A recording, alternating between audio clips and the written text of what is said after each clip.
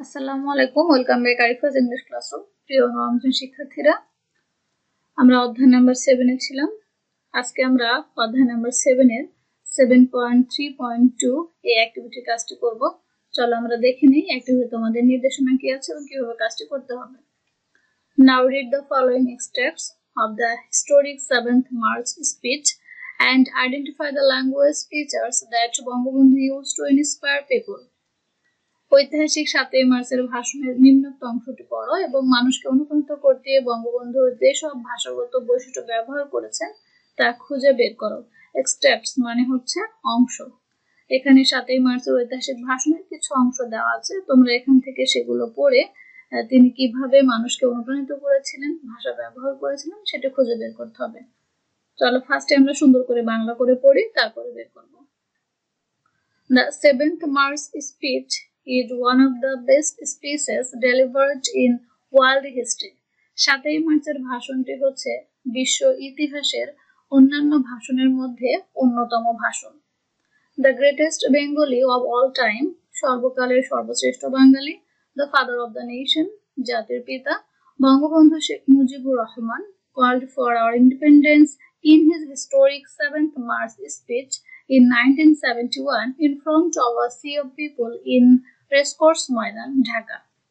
ঢাকার রেসকোর্স ময়দানে বঙ্গবন্ধু শেখ মুজিবুর রহমান 1971 সালের 7ই মার্চের ভাষণে জনগণের সামনে স্বাধীনতার ডাক দিয়েছিলেন। The speech is considered the world's most inspirational speech by which he inspired the Bengali nation to join the Great Liberation War and snatch victory from the oppressors. এই ভাষণটি ছিল বিশ্বের সবচেয়ে অনুপ্রেরণামূলক অন্যতম একটি ভাষণ, যার মাধ্যমে তিনি বাংলার জনগণকে মহান মুক্তিযুদ্ধে অংশগ্রহণ এবং নিপীড়কদের কাছ থেকে স্বাধীনতা ছিনিয়ে আনতে অনুপ্রাণিত করেছিলেন। স্ন্যাচ মানে হচ্ছে ছিনিয়ে নেওয়া, আর অপ্রেসর্স মানে হচ্ছে নিপীড়ক। So now read the following parts of the historic speech and identify the language features that Bangabandhu used to inspire people. এখন নিচের যে অংশটি আছে 7ই মার্চের ভাষণের সেটি পড়ো এবং এখানে বঙ্গবন্ধু শেখ মুজিবুর রহমান জনগণকে অনুপ্রাণিত করার জন্য যে ভাষাগত বৈশিষ্ট্য ব্যবহার করেছেন সেগুলো খুঁজে বের করো।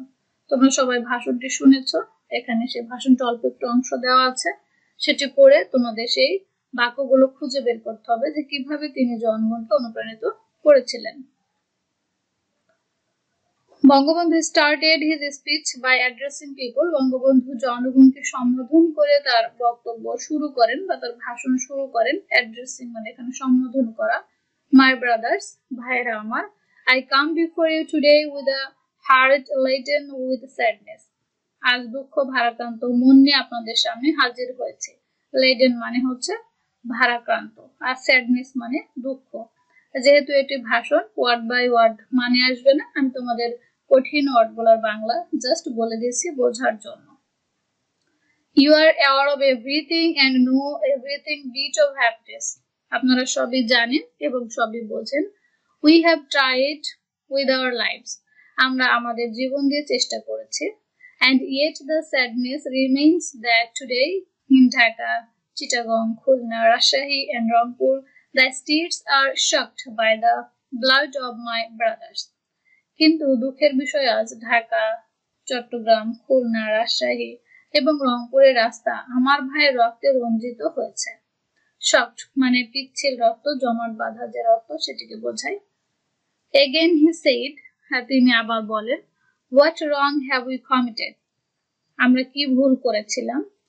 In the elections, নির্বাচনে, the people of Bangladesh entrusted me and the Awami League with the totality of their electoral support.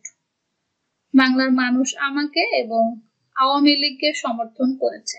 এখানে ইলেকট্রাল সাপোর্ট বলতে তোমার নির্বাচনে যে সমর্থন, সেটা টোটালিটি মানে পূর্ণ এবং ইন্টারেস্টেড মানে কোনো কিছুকে আপ্লুত করা বা আগ্রহ দেখানো।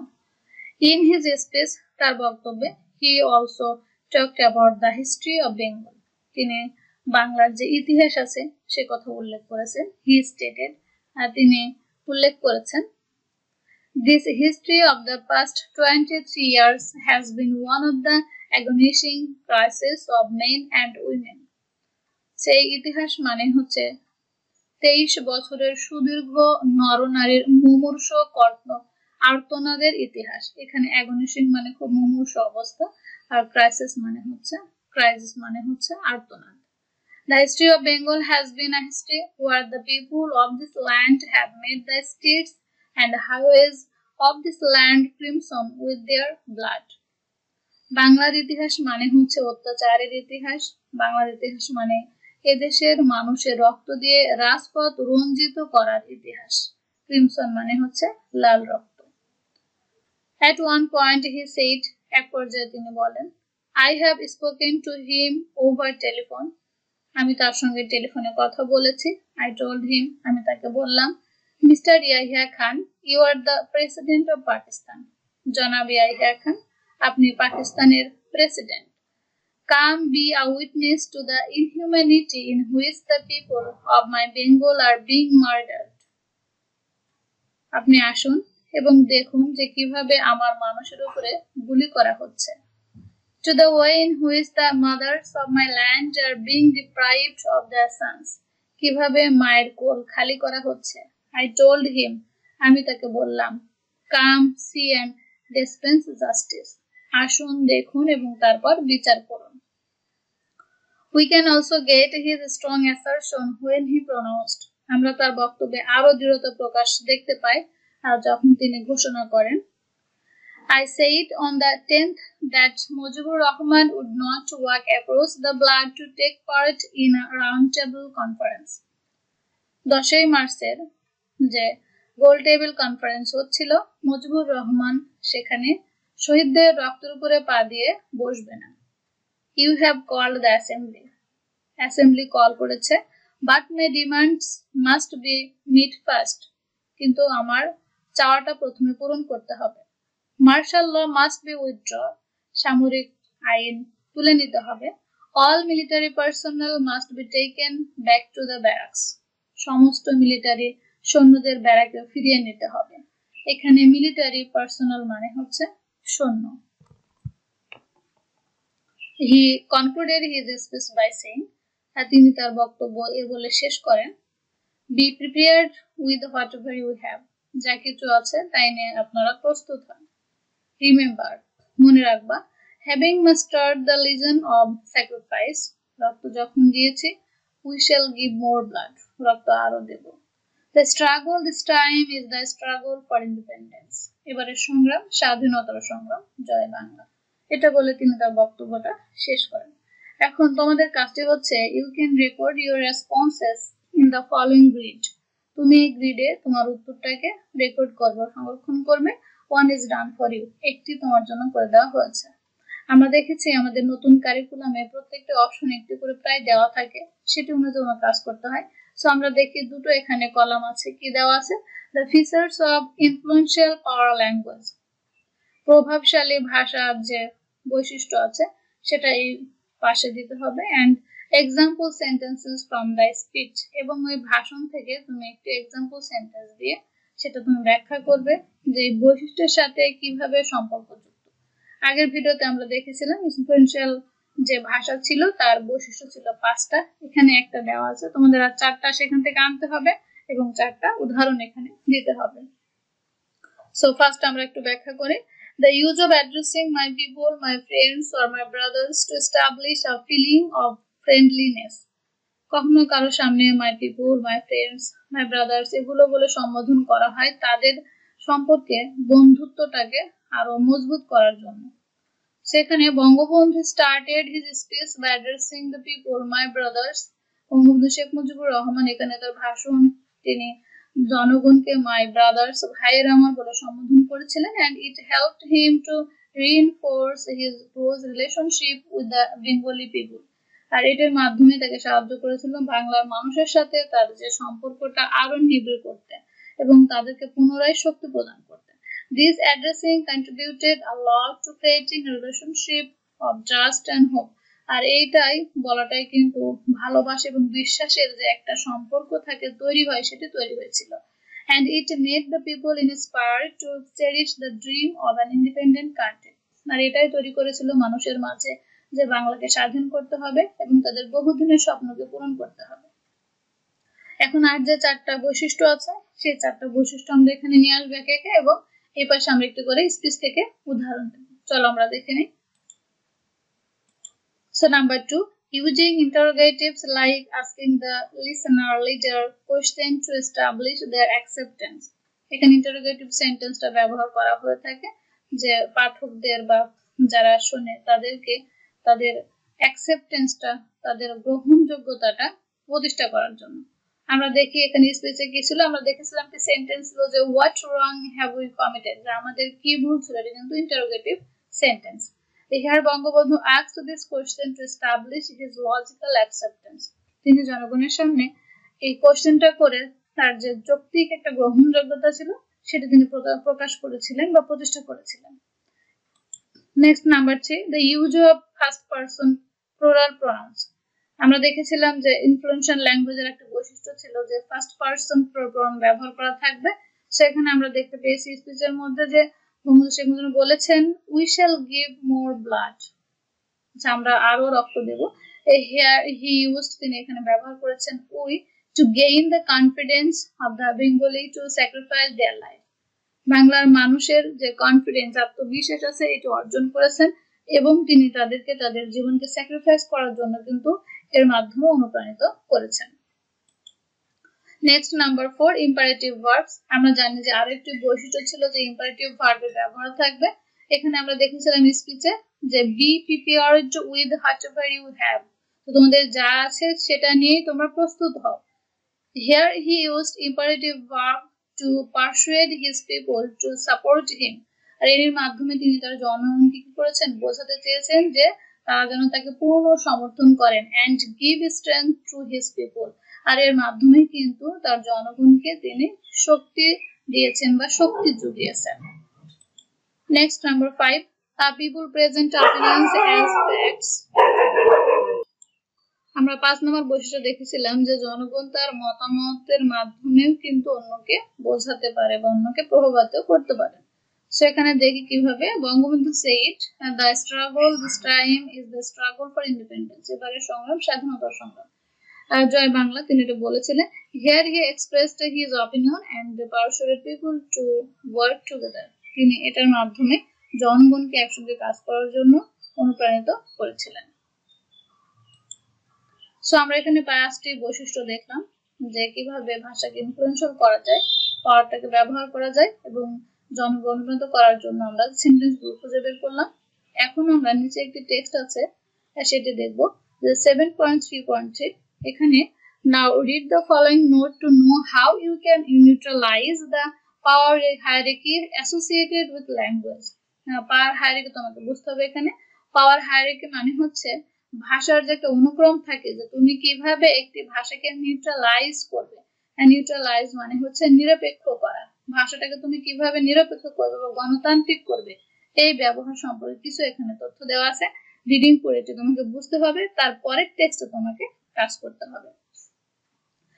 You have already learned that some features of language are used to hold power and superiority.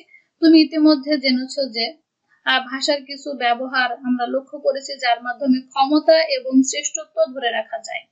But again, কিন্তু আবার you can use some strategies and language features to neutralize this power hierarchy.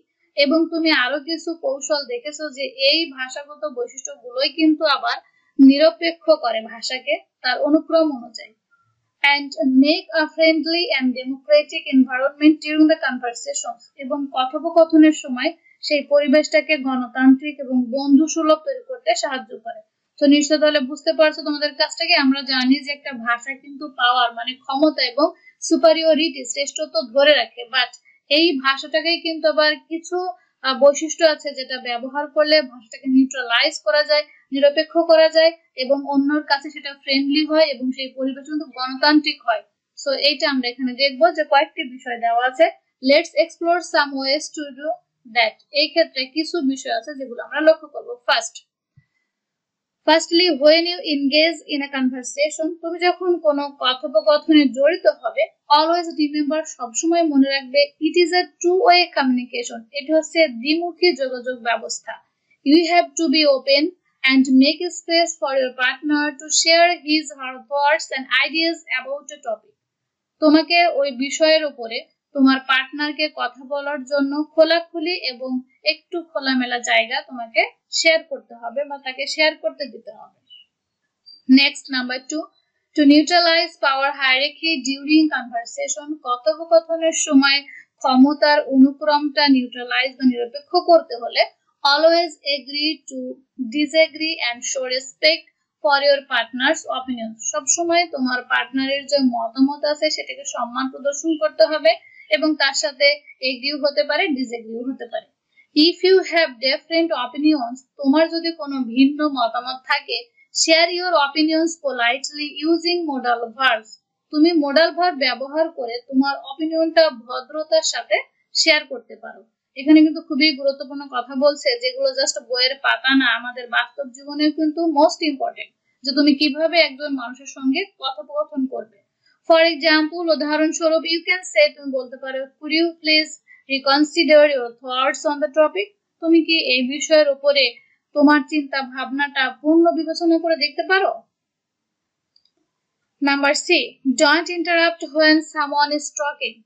যখন কেউ কথা বলে তখন তাকে বাধা দিও না। এটা কিন্তু আমাদের একটা সাধারণ কমন সেন্স, আমরা প্রায় করে থাকি, কেউ কথা বলে সেটা না শুনে তাকে বাধা দিয়ে আর নামারটা বলি। বাট এখানে কিভাবে ভাষাকে নিউট্রালাইজ করা যায় সেটা কিন্তু শেখানো হচ্ছে। If you have a question, তোমার যদি কোনো প্রশ্ন থাকে, আস্ক পোলাইটলি, তাহলে তুমি ভদ্র সঙ্গে বা ভদ্রভাবে জিজ্ঞাসা করো। D, to have an effective conversation, একটি কার্যকরী কথোপকথনের জন্য অ্যাভয়েড আস্কিং ডিরেক্ট কোয়েশ্চেন। তুমি সরাসরি প্রশ্ন করা এড়িয়ে চলো। ইনস্টিড, এর পরিবর্তে use a polite way to ask questions like, তুমি ভদ্রভাবে একটা কোয়েশ্চেন করতে পারো, যেমন I would like to know, আমি জানতে চাই, or would you mind telling me, আপনি কিছু মনে করবেন না যদি এটা বলেন, এইভাবে কথা বলেন। Number E, before making decisions, কোন সিদ্ধান্ত নেয়ার পূর্বে অলওয়েজ আস্ক ফর আদার্স, অন্যকে সবসময় জিজ্ঞাসা করো। আমরা কোনো বিষয়ে সিদ্ধান্ত নিয়ে একাই নিয়ে তারপর অন্যকে জানাই, বাট এটা কিন্তু অ্যাকচুয়ালি মানে কথোপকথনের সৌন্দর্যের মধ্যে বা ভাষার ফিচারের মধ্যে পড়ে না। তুমি যখন অন্য একটা ডিসিশন নেবে অবশ্যই অন্যকে জিজ্ঞেস করবে। Opinions like which book will be the best to know more about nature, প্রকৃতিকে জানার জন্য কোন বইটি ভালো হবে, এটা একটা উদাহরণ দিয়ে তোমাকে বোঝাচ্ছে। It's a great way to share authority with others, এটাই হচ্ছে সবচেয়ে ভালো মাধ্যম যার মাধ্যমে কর্তৃত্বটা শেয়ার করা যায়। If you want someone to do something, তুমি যদি মনে করো যে কেউ কিছু করবে, আস্ক ফর দ্যাট পোলাইটলি, তার জন্য তাকে নম্রভাবে জিজ্ঞাসা করো। ডোন্ট ইউজ ইম্পারেটিভ সেন্টেন্সেস, এখানে কোনো ইম্পারেটিভ সেন্টেন্স ব্যবহার করো না। Or order someone to do something, অন্যকে আদেশও করো না। ইউ মে ইউজ, তুমি ব্যবহার করতে পারো kindly, please, could you please, or would you mind, এগুলো আমরা ব্যবহার করতে পারি। Finally, always use expressions like, সবসময় ব্যবহার করো এই অভিব্যক্তিগুলো, যেমন থ্যাঙ্কস, ধন্যবাদ, welcome, great and excellent to appreciate your partner for every good work.